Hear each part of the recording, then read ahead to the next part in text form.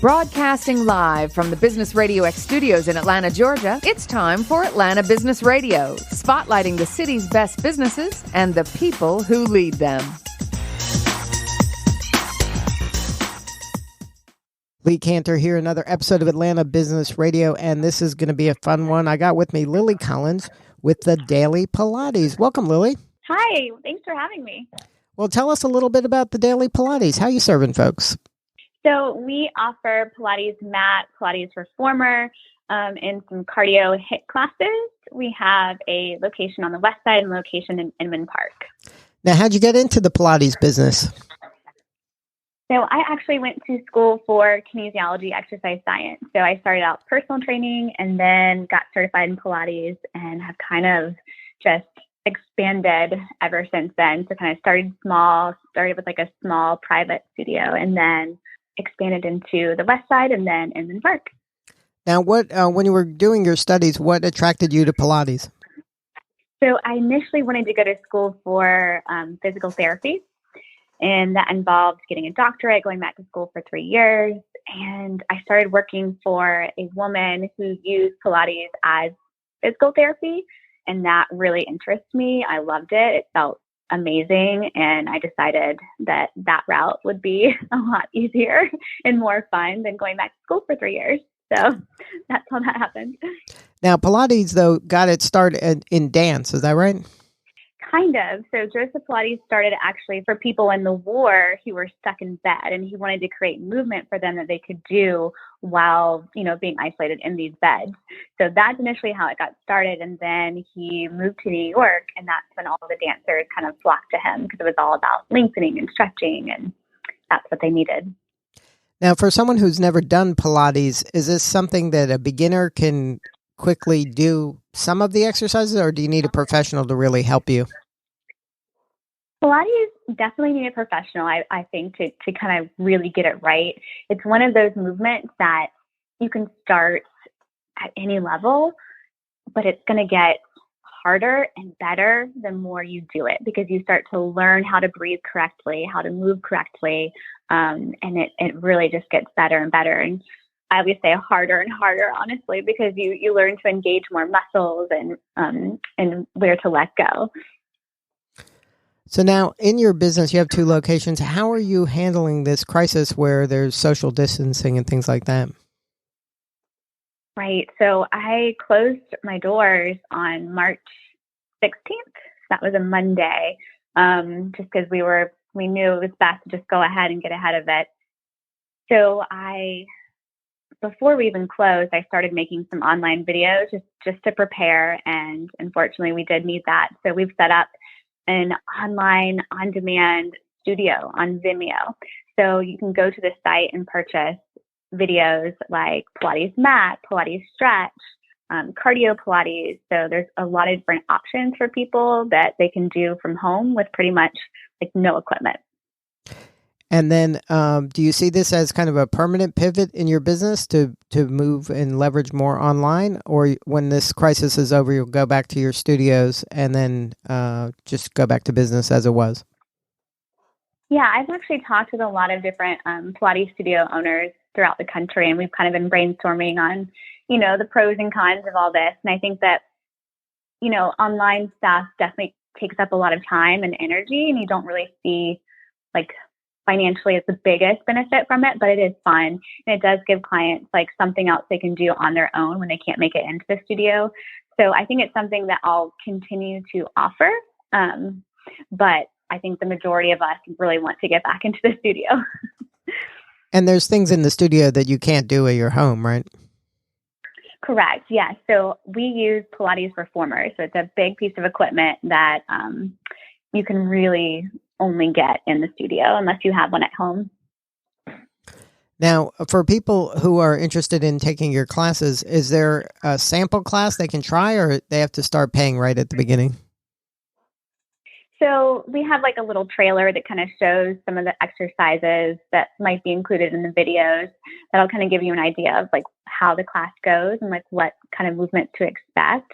But yeah, each of our classes are $10. So it's just kind of a pick and choose. And then once it's downloaded on their computer or wherever they download it, is it something they can watch over and over? It's a one-time thing. Yes. So once they purchase it, it's theirs to keep. So they will have it as long as our site is up, and they can watch it as many times as they want at any time. And do they need any equipment in order to do this, or is this stuff they can just do on the floor? So a lot of the videos are just mat-based. We do have in the description if you need, let's say, like a ball or a weight, and we've kind of given you some alternatives that you might have at home. So, we say, you can use wine bottles or water bottles instead of weights or cans. You can use pillows instead of our toning balls. You can use like laundry detergent instead of a kettlebell. So there's options that we give that hopefully you can find around the house.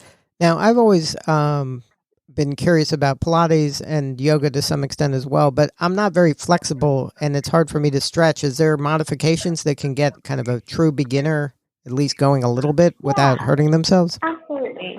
Yeah. The best way to modify in Pilates is just limiting your range of motion. So, you don't have to extend your leg all the way. You can keep a soft bend in your knee. You can take a smaller movement rather than reaching all the way. It's kind of one of those things where it's a do your best, but with good form. So go only as far as you can, keeping your form.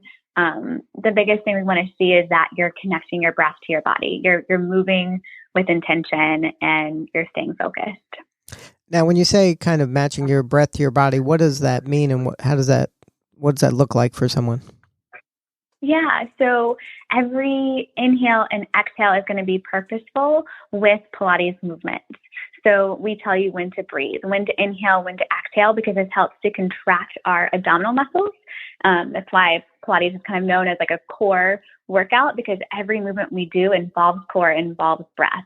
So it's one of those exercises that becomes mindful, like yoga, that kind of distracts you from whatever's going on in your life. So you can just center back in with your own breath and your own body.